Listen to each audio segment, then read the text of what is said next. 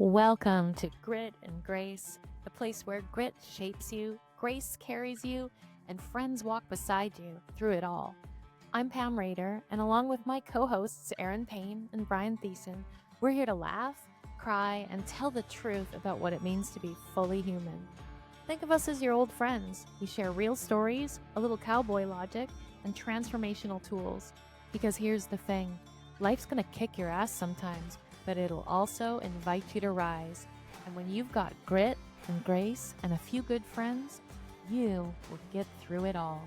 So pull up a chair, grab your coffee, and buckle up.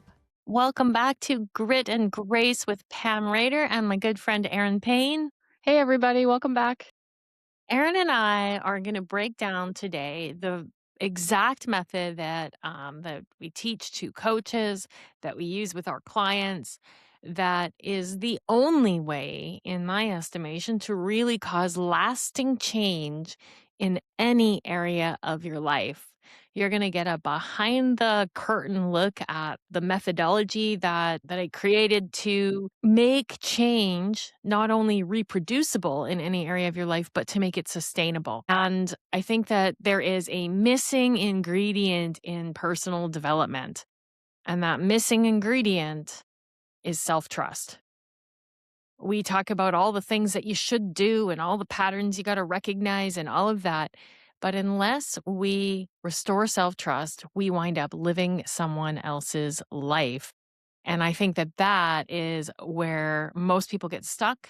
It's where most people feel empty. They don't feel like they're living their purpose. It's where people feel resentful about going to work. It's where relationships fall apart when we are not living aligned with what's most important to us and trusting ourselves enough to take action in that direction. So let's talk about our methodology. C.O.R.E, we call it. The C.O.R.E methodology. So C stands for create safety. Let's break that down first. And we hear a lot of this language, this therapy speak like it's not a safe environment. You know what? You're not a safe environment. Shut up. It's you. You saying, I can't do this. This is hard. You saying, I'm too far behind. I should be further along. What are some other things we say to ourselves that create an environment of hostility within us? One of the ones that really showed up for me was, is this it? Is this everything? There has to be more for me. Meaning I was never really fully satisfied with the beautiful life that was here in front of me. Is there more? There's got to be more. Whose life am I even living? And it wasn't until I sorted this all out that I realized that the C.O.R.E methodology and working through it is really, those are the steps that are needed. I just want to add in, Pam talked about creating lasting change, but if you're going through a transformation, it's the same. It's like if you know you're about to hit the dark night of the soul, like your big relationship is ending, right? I have some friends going through that right now. It's like these are the things to look at so that you can move through that a little bit easier. And then, as Pam said, to create change. It's like, what is the transformation happening and how do we move through that? Well, let's do it with intention. Yes, this is a framework that you can use to intentionally cause change instead of just reacting to change. Because oftentimes the rug gets pulled out. You lose a job, you lose your partner leaves, something changes that was maybe unbeknownst to you or unplanned. And you might feel like you're just stuck in reacting. So you can plug this in before you decide to transform something, but you can also plug it in when life throws you a curveball. Yes. And it will give you some structure and safety to know I have a plan to work through this. I have a methodology to work through this. So the first thing is to be a safe space for yourself. And that means looking for evidence that you can trust yourself to meet whatever comes. Because here's the reality. You've done it every day of your life up to now. There is no evidence to prove that you cannot meet the day. You have made it this far. You have found a way to meet whatever comes. And one of the ways that I like to encourage people to create safety is to build practices, resilience practices in their lives. So for instance, as Erin and I practice yoga and we do some strength training and all of that, we expand our capacity for discomfort on purpose so that when the storm comes, we have embodied practice being with discomfort without shutting down or freaking out. And in the fact that we practice these things, maybe some meditation or breath work or, movement, whatever it is, that you are consciously investing in these practices so that you know that when things happen, when the rug gets pulled out, when the storm comes, that you can find your way back to center. And that is also a part of creating safety for yourself is putting some money in the spiritual bank, putting some money in your nervous system bank so it knows how to regulate. Yeah, so it knows that you're And safe, that you'll make it through. My favorite example of this is when you talked about you just started cold plunging. Do Mhm. you remember that? You Yeah. started cold plunging and you didn't really know why you were cold plunging. You Yeah. know now why you were cold plunging. You should tell that story. Yeah. I It's had this literally this in action. everything was going along fine in my life and my marriage, I thought.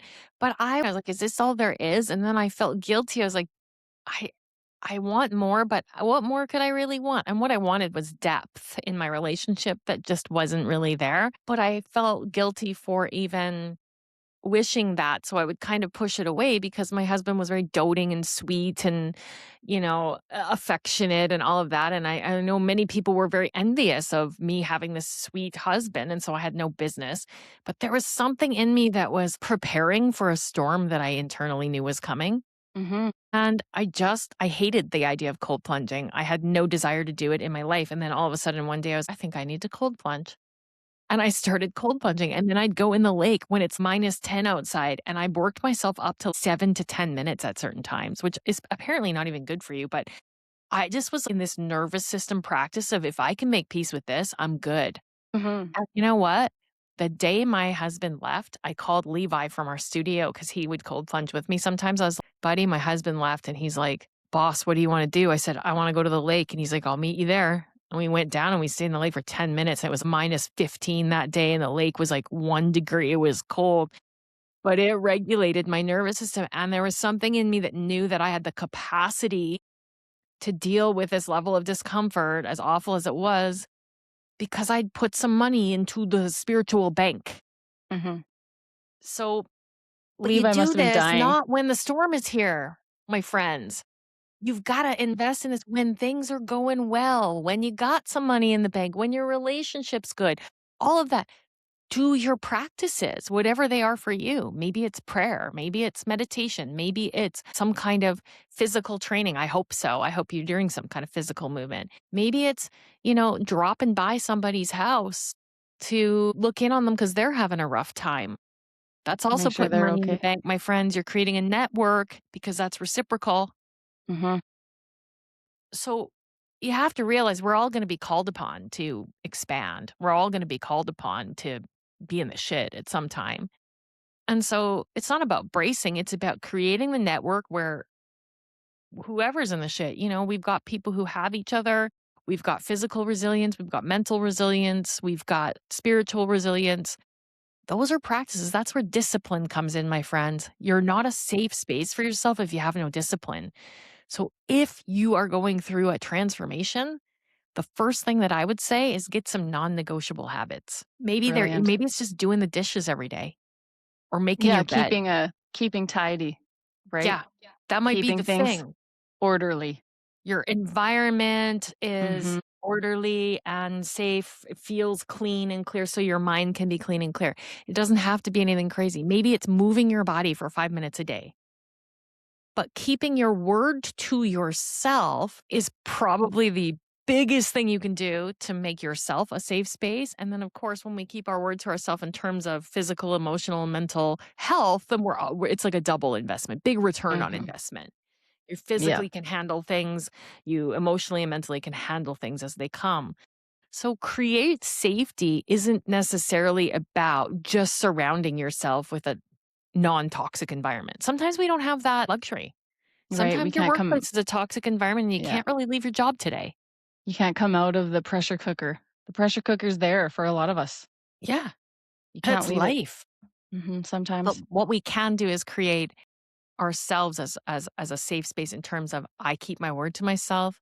I can trust myself to take care of my physical, mental, emotional health. I'm creating resources. Essentially, it's resourcing yourself. Yeah. Another way of looking at it is like when you keep your word to yourself, you are aligning with what matters most to you. And you would always say this to me, Pam, and I would regurgitate this back in yoga classes. I'd be like, "What matters most to you?" And I never really fucking got it. I just said it. Yeah. Yeah. And now I get it. You are aligning with your true values instead of whatever we picked up along the way that we think is important. So Mhm. keeping your word to yourself is that as well. It's Well, like a bigger impacting. return on investment. Yes, Yeah. thanks. It's making more of an impact on yourself, and that creates safety. I mean, wasn't that long ago that we figured out that that's probably the first thing that needs to happen, right? Absolutely, it is. Because Mhm. what happens when we go through a crisis or even we're running into stuck points in our lives, we get to the next piece of this, which is the O in core, observe patterns. Now, you might start to observe patterns like, oh, I tend to be reactive or defensive, or I self-abandon, or I stop myself right before things are really hard, or I'd white knuckle my way and push through too many things. Mhm. There's all kinds of patterns that we have as human beings that are maybe not leading us towards what we're aligned with. But if we're not a safe space and we can't trust ourselves, when you observe those patterns, what happens is you become your own worst enemy. Like, oh, I'm so stupid. Why do I keep doing that? Mm. Well, you can't transform in that environment. You can't shame your way into transformation. What's wrong with me? Yeah, what's wrong with me? Oh, I'm so embarrassed that I do that. That we have to be able to look objectively at ourselves and see like, well, I can see that pattern that is not leading me where I want to go. I wonder what I could do differently that could lead me towards the outcome that I desire. That's being a safe space when you're observing your patterns. But shaming, humiliating, blaming, none of those things create a safe space. Now, this goes for yourself, but also if you're trying to transform a relationship, do you think blaming, shaming, or humiliating your partner or the person you're in relationship with is going to create a safe space for transformation? Absolutely not. Mhm. Like, would you talk to someone else like that? And here Yeah. we are bombarding ourselves with self-hate. I was watching a reel on Instagram this morning and it's an old one of Tony Robbins. I was like, ooh, he probably wouldn't get away with saying this so much now, but there was a woman in the audience and she she was basically talking about how her husband never met her needs and she was going on and on about it and this husband I hadn't seen the part before but I assume he had shared his bit and basically Tony said you're a nightmare to her like who are you thinking of? She's like, well, me and my needs. And he's like, yeah, you're a nightmare. When you're in a relationship, you need to actually also think about the other person. And maybe you have a pattern of being spoiled and selfish Mm. and never considering the other person. And that makes it an unsafe space for that person to show up because they can't do anything right. And you're like a hungry ghost just gobbling up all their energy all the time. So you've got to be a safe space for yourself, but also create a safe space for the people that you care about. And so, in order to do that, you might observe patterns within yourself of defensiveness or interrupting or blaming, not taking responsibility, creating scenarios where your partner or your person is responsible for your misery. God, just all sounds like so much. I'm reading Byron Katie's book right now, and these people come up to the microphone and they talk about what all their family members should do Mhm, for them. mhm. They should accept me, they should love me and honor my journey, and they should this, this, and the other. And Byron Katie always switches it and goes, do you think you should do that for them? And it's like this big light that goes on, and they're like, "Oh, I can't. That's a lot. I can't do that for them." And Byron Yeah, Katie always beautifully points out, like, you expect them to do all of these things for you when to be asked to do and observe and have all of these things for everybody else, it's just exhausting. Like, it's yeah, impossible. And yeah, it's like, "Oh, yeah." And I find that actually with my mom, I'm like, I expect her to support me and to check in and to love me through everything that I do, to not think I'm crazy, to just, really just support me all the time. And it's like, that'd be exhausting. Is that really your Right? job? I know. Well, and I think this is a pattern that we can talk about is a lot of us have patterns of expectation, Yeah. like unspoken expectations. And sometimes just speaking your own expectations out loud, you realize that you're nuts and you're like, okay, never mind. Yeah. It's like, God, like, But you like I might don't observe, wholeheartedly support my mom in everything she does. yeah, well, that's probably a pattern is expecting other people to meet your needs. Yeah, oh yeah, 100%. And then, Yeah. for me, it goes even deeper. It's like, do I even have needs that are worthy of being met? Just it's Yeah, well, and then there's the pattern of well, I had an interesting incident. I went out for dinner with my partner a few weeks ago, and we had a really nice day in a town nearby, and went for this great Greek dinner, and it was quite like kind of a romantic day, I guess. And we came back and bought a bottle of wine, and I was sitting out on the patio, and then he kind of like went off to do something on his own for like half an hour, and I sat there and I could feel myself getting mad. Like, should be out here with me. Is he avoiding me? What is happening? And then I could feel myself wanting to sort of pout about it a little bit. And I was like, "Oh, this feels like a pattern that I do. It's a little passive aggressive to do that." And then I thought, what's the deeper pattern here? And I observed the pattern of this has been my expectation in my life that when you go out for dinner with your partner, then it would go like this, and then this happens, and then that happens. And just because it didn't all happen that way and in that order, then all of a sudden I'm having a little fit about it.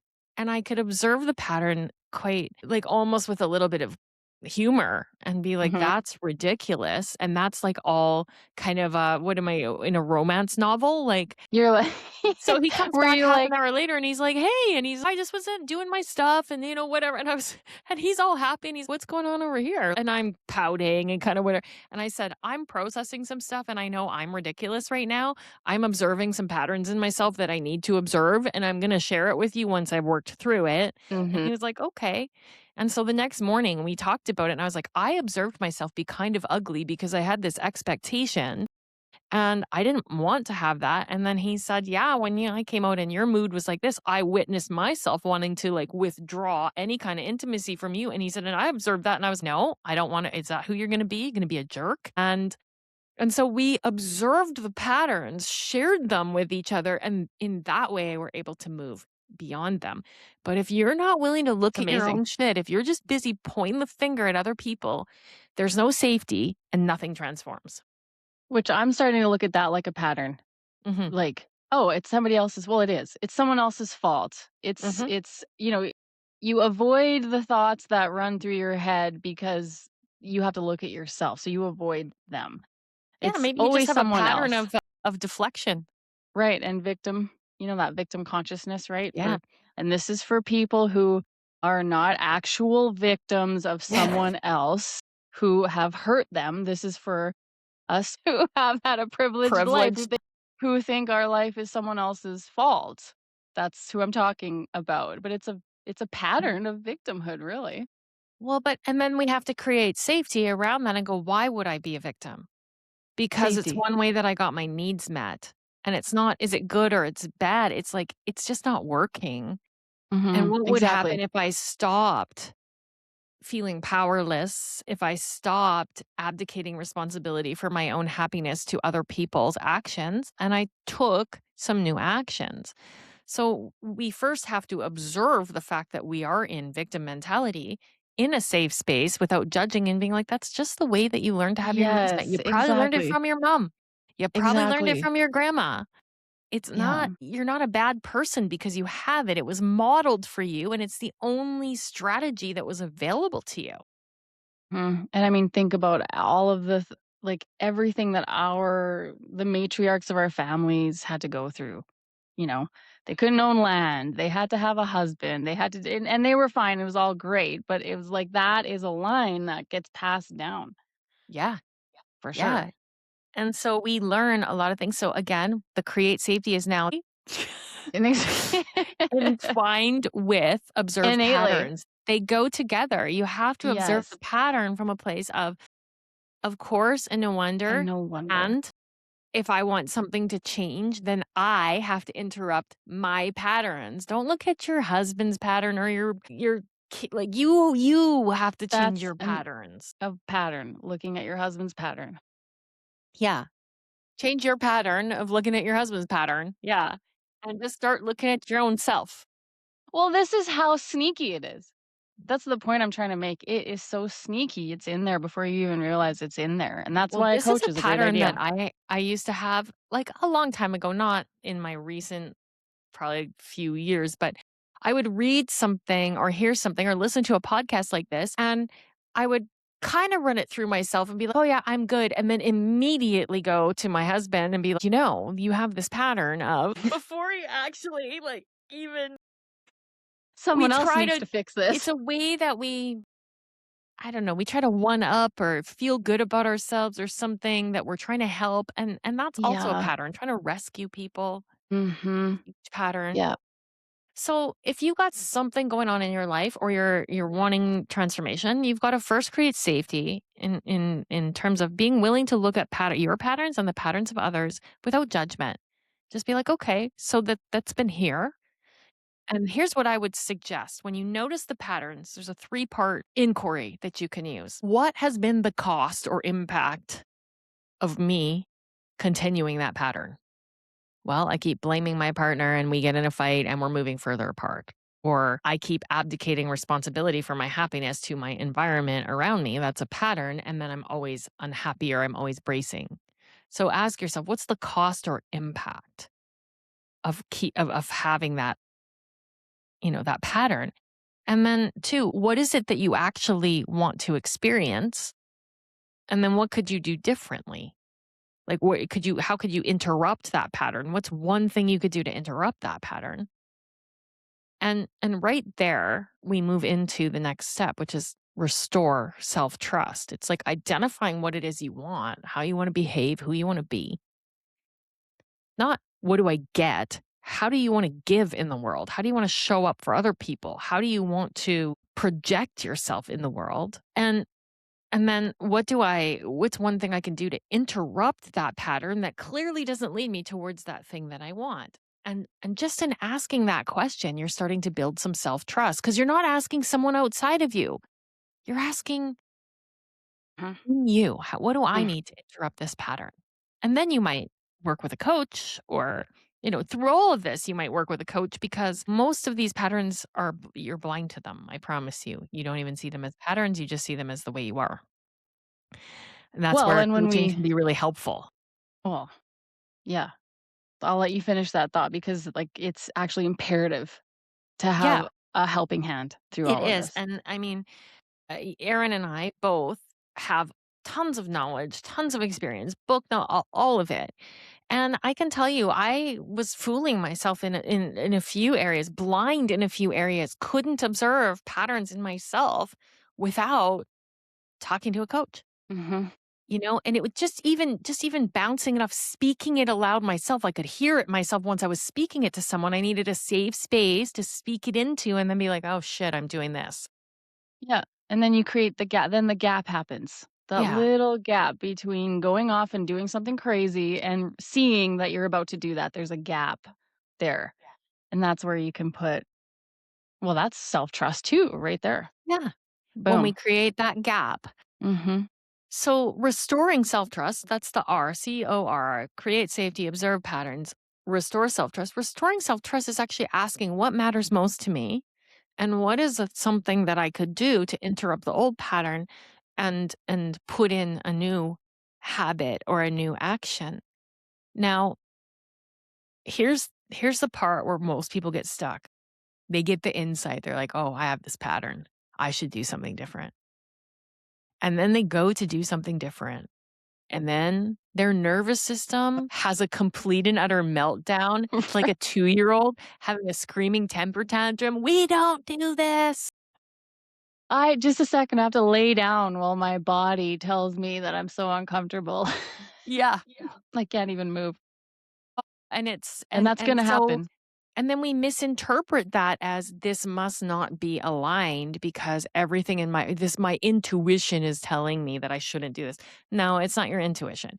It's your nervous system saying you're out of the record groove. We haven't done this before. This is not how we survive.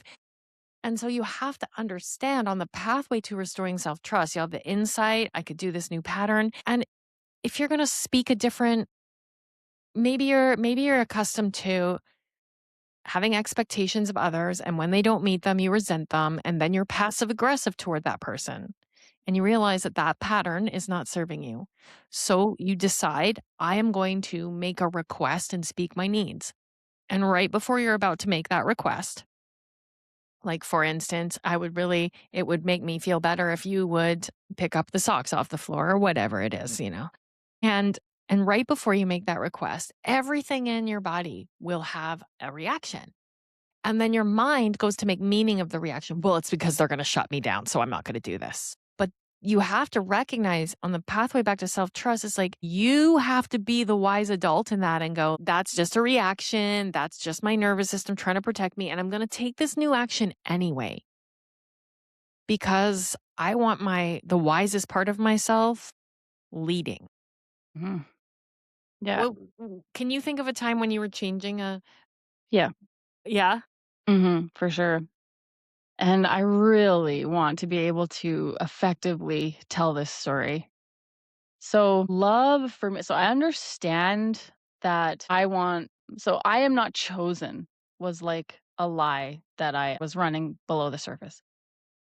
And I started to see it, and I was moving through my relationship understanding that this is happening. I am not chosen. I'm not chosen. And I got to a point in the relationship where I had to make a decision that was either stay because I love him or leave because I choose myself. Mhm. And let me tell you, Pam, when I went to choose myself, to do the action to choose myself, which seems crazy logically. Of course, I'm going to take the action to choose myself. But when I had to leave because it was what was best for me, my nervous system was like, "Whoa, what are you doing? This is not safe. This is not how we know what love is. We always stay and try to make sure that the guy feels good or that I'm compassionate and I stay and I choose him. Mhm. That's safe and that's what love is." So I was like, "Holy shit, I'm having this visceral nervous system reaction to taking an action that's aligned with what matters to me most, and it's me choosing myself Mhm. in real life, in real Mhm. time." And I Yeah. left, and there was some death throes of Yeah, that. I love that. Death throes, it's like that, right? Yep. Like a couple days later, you're like in doubt, and then because your brain is trying to make sense of what your body feels, Mhm. it's literally a chemical withdrawal, and then your brain Yeah, goes, "This yeah. isn't right, this isn't right. It must be because I made the wrong decision. That's not good advice. I shouldn't have done this." But you have to be prepared for that on the pathway back to self-trust. It's like, ride it out. This too shall pass. Emotions have arcs, as we've talked about before, and that extreme anxiety will arc out. Mhm. The intensity in your body will fizzle if you allow it to move through you. Yes. Had I not understood that that's what was happening for me, and I talked to you about this, actually, Mhm, you were coaching me, I would have gone back.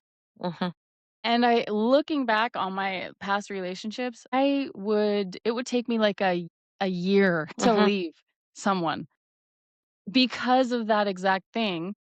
And then, I would read on TikTok and Instagram, Dr. Sarah Hensley or something say like that's fearful avoidance. This is a different topic. I'm just saying like I couldn't leave because I could never choose myself because it was too felt too unsafe. It's like, oh, well, that makes sense. 'Cause my Yeah, attachments and I was so insecure and I never chose myself. I literally never chose myself.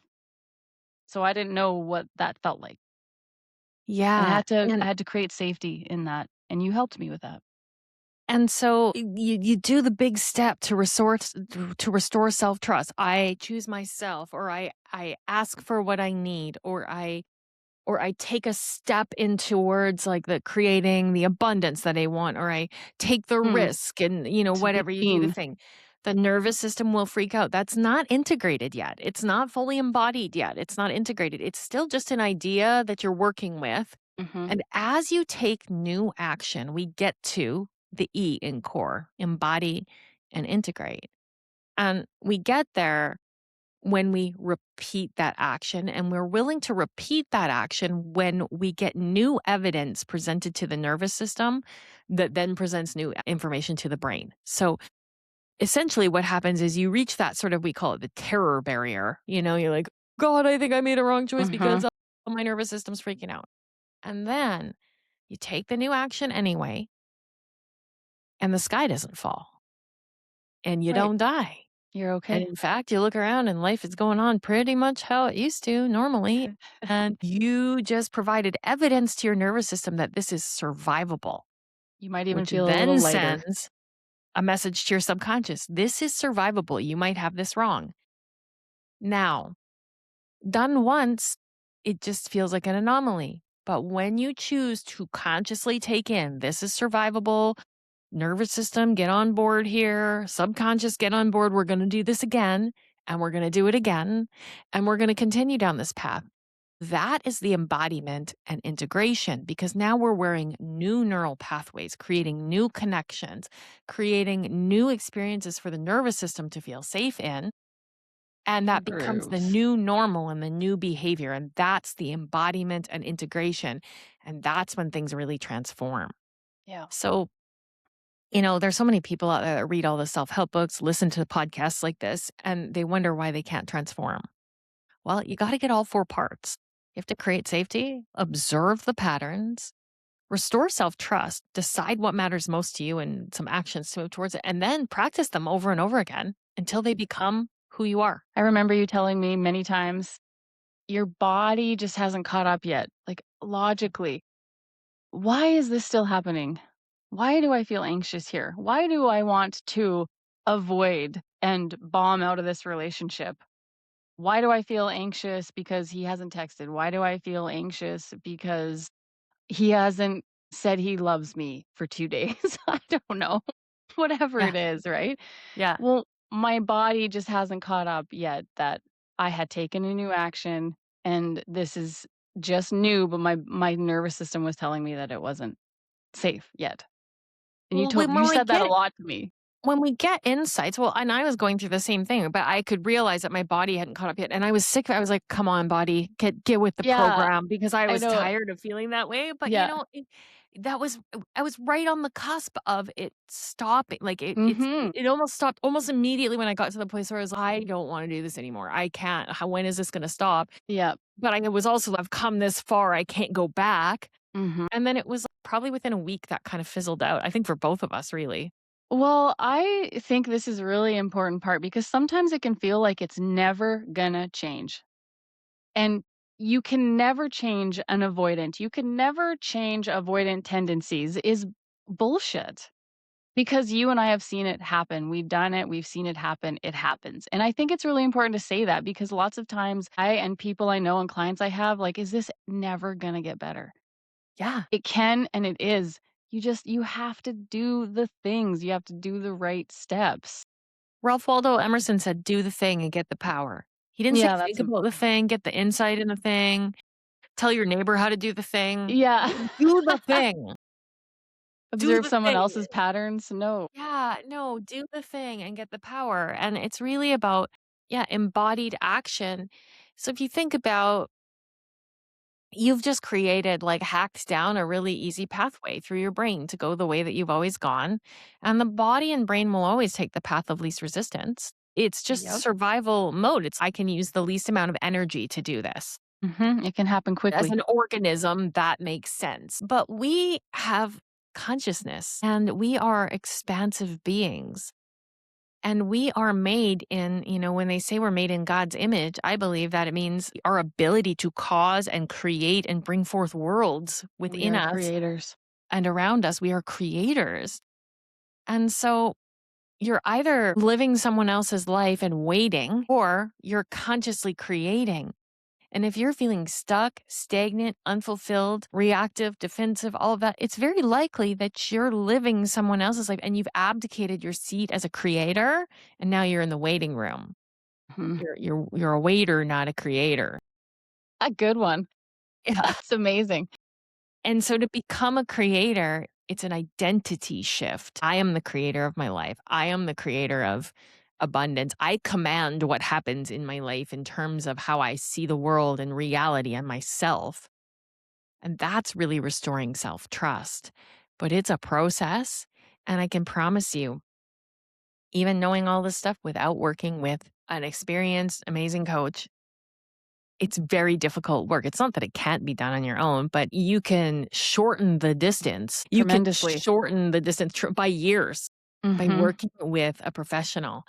And the reason that I refer to coaching here as opposed to therapy. Now, I'm not opposed to therapy. I think therapy is great. But the model for therapy is such that you go from being maybe non functional, in deep despair, talking about understanding why you got the way you got. And that's valuable to some point.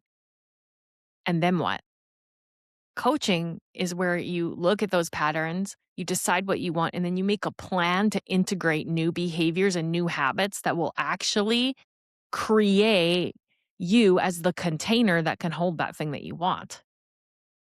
That takes accountability, that takes some insight, that takes some reflection with someone who's got your, they're standing for you to be your best self.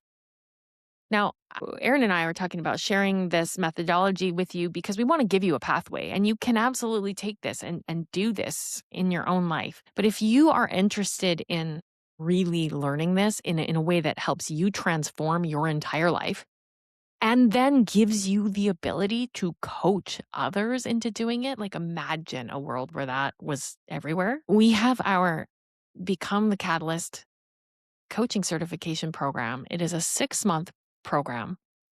It's led live by myself, and Erin will be co-facilitating the next round, and it starts in October 2026. Now, this is a weekly live call with me, with Erin.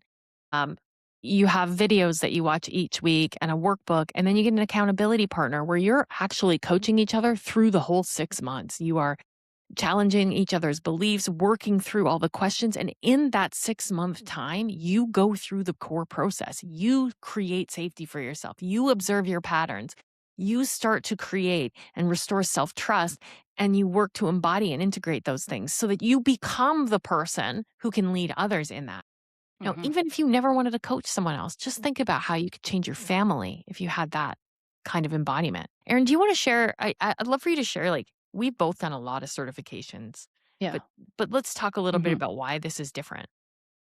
So I took Bob Proctor certification, which was 9,000 American dollars, Hmm. 8,000 American dollars. I took a year and a half long course with Dean Graziosi and Tony Robbins, and that was over $10,000 Canadian for sure. It was like 12 or something.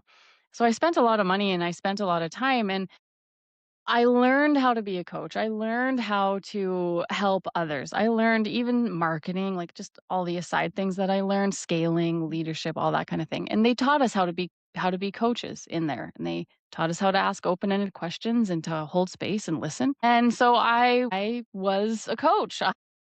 Right? I mean, who better to tell me I'm a coach than Dean Graziosi and Tony Hmm. Robbins, right? Hmm. And then I took Become the Catalyst. And now I am like, this is why I want to be on the leadership team for this program because it is a game changer. It goes below anything I've ever learned. It gets below this. You know what? It's like here's the patterns, and we talk about what's underneath. It all aligns with the core methodology. There's so many tools in there, and it's like the difference between, like a just a crappy little steak you get at a hotel restaurant and, like, the full ribeye, Yeah, yeah. dried and aged the The ribeye Wagyu of beef. coaching certifications. What's it called? But, like, you know how there's some steaks that are, like, $112 out there? 130, $200. Like, it's that good. And, that's why I'm on the leadership team here because this makes a difference. This is what helps people. This is how I can make an impact in the world. And I want to say, me creating this program was an act of me restoring self trust because what I saw was a lot of things missing. I also did Tony Robbins certification. I also did Bob. I've done Lightyear Leadership Landmark, tons with Baptiste Yoga, like you name it, and I've done it, and Mhm, probably spent upwards of $100,000 or more on all of that. And I kept thinking there's still something missing. And I just kind of created my own methodology without naming it. And then I realized I'm doing something over and over again. mhm. And here's how it is. And I took the best of the best from all of these programs and all of these spiritual teachers. And I started to see the threads. What was the same? What is the universal truth? How does this work? And dissected it like this. And I'm so excited to graduate our, I think the fifth cohort of I'm the catalyst, but to lead this next program because it's just so good. So if you're thinking about you want to change in your life at all, maybe want to be able to help others, maybe this could help you in leadership at your work. If you're a business owner and you have employees, this is helpful. If you're a parent, this is incredibly helpful. If you are just looking for purpose in your life, this is for you. And if you decide you want to build a coaching business, you'll get everything that you need. And I can promise you, it's nowhere near the investment that you're going to make with some of the big names.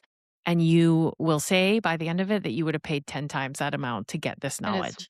way better. Yeah. I can So say that. I'll say that. It's check out way better. the link in the show notes. We don't usually do this and promote our stuff so much on here. We just try to reach out and help. But I firmly believe that this is the most helpful thing for you. If you've been following along with us and you love our content and you get, you're picking up what we're putting down, Come then spend some this time. is your jam. Come spend some time with us. Get coached one-on-one with us. Get deep in the trenches with us. Mhm. And you'll come out the other side a completely restored version of yourself and with the ability to help others. And that's our promise to you. So check out the link in the show notes. There's everything that you need. The applications are open. We're already getting applications come in, which I'm so thrilled about, and I look forward to getting yours. So until next time, create safety, observe your patterns, restore self trust, embody and integrate. Those are the four pillars of transformation. And if you just want to work one on one with either Erin or myself, you can also click the link below and get on board with that if the program doesn't interest you. But I promise you, getting in a cohort with a lot of different people that expands your learning in so many ways. Pretty Erin, any magical. final words before we sign off? It's pretty magical. I don't think that it takes much to look at your life and look around and see where this could be valuable, right? So personal transformation aside, your workspace, if you're a parent, if you have friends, the possibilities of using this and helping people are endless, really. And if you find yourself in a dark night of the soul, which is just a really kind of like scary, fancy way of saying you're going through hell Mhm. right now, the program is exactly what you need. And you don't have to be alone. You do not have to be alone. Yeah. Come walk home with us. Mhm. All right, my friends, if you like the show, please share the show. It helps us. Also, please rate the show. If you give us a rating, that helps bump us up in the, you know, stratosphere, In the whatever standings. that is in the internet land. But we really appreciate it. We appreciate all the people that are passing these episodes on to their friends and the new followers and new comments and listeners. So thank you, thank you, thank you for supporting us. And we look forward to dropping into your inbox next time. Thanks, everybody.